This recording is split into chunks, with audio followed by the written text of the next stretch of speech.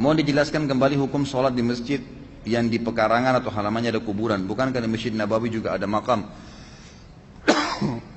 Kalau fisik masjid, saya sudah pernah sering jelaskan ini.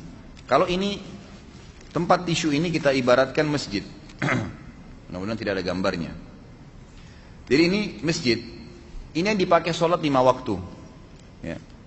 Sholat 5 waktu, sholat Jumat, pokoknya ini yang dipakai. Ternyata di luarnya, di depannya kah, di sampingnya kah, di belakangnya kah ada kuburan. Sahkah sholat di sini? Sah. Karena itu bukan tempat sholat itu. Itu bukan tempat sholat. Kalau ini masjid, di dalamnya ada kuburan, nah itu yang jadi baru masalah. Gitu kan? Itu pun ulama membahas, mengatakan, hadis Nabi SAW, la taj'alu kuburakum masajid, jangan kalian jadikan kuburan kalian sebagai masjid, gitu kan? Diambil pemahamannya cukup luas ya, para ulama. Dikatakan kalau seandainya masjid ini ada duluan, lalu kuburan di dalamnya, sengaja kuburan dimasukkan ke dalam masjid, maka kuburannya harus dibongkar supaya masjidnya bisa dipakai sholat. Dibongkar maksudnya dipindahin ya, di tempat yang lebih baik, jangan dalam masjid.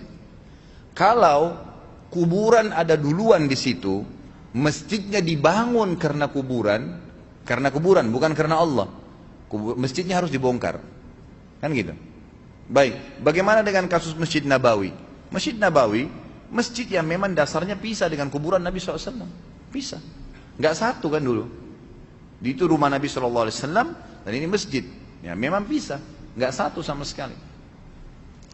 Maka kasus masuknya sekarang kuburan Nabi SAW, rumah Nabi SAW, rumah Aisyah ke dalam masjid, ini karena perluasan masjid.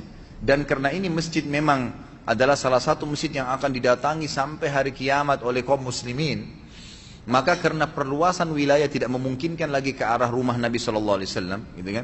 Nggak bisa kalau diluasin masjid tidak masuk dalam masjid karena memang ke arah sana itu sudah ada kuburan baqi, kuburan masyarakat umumnya. Maka terpaksa dia masuk ke dalam masjid. Ulama mengatakan ini dikecualikan karena kuburan Nabi SAW beda dengan kuburan umumnya orang, gitu kan? Itu yang dimaksud. Gitu. Walaupun ada sekarang sebagian ulama mengatakan memberikan saran kepada kerajaan Saudi agar dikeluarkan dari masjid Nabi SAW. Artinya dipisahin seperti zaman Nabi dulu. Ada pintunya sendiri. Tapi ini juga mengharuskan ada luas lagi pekarangan di mana orang bisa datang untuk ziarah kuburan itu. Itu butuh manajemen baru lagi. Sementara dari zaman Khilafah Umayyah, ya, jadi sudah lama nih tahun awal-awal abad Islam yang masih hidup Imam 4, gitu kan? Itu memang masjid rumah Nabi SAW sudah mulai dimasukkan ke dalam masjid dan mereka masih belum mengeluarkan fatwa tentang masalah itu. Sampailah kepada kita sampai hari ini masih seperti itu. Tapi ini yang saya fahamin kata para ulama dikecualikan karena memang Masjid Nabawi, bukan masjid umumnya, gitu kan? Kalau masjid selain ini, selain kuburan Nabi SAW dimasukkan dalam larangan itu. Allahu a'lam.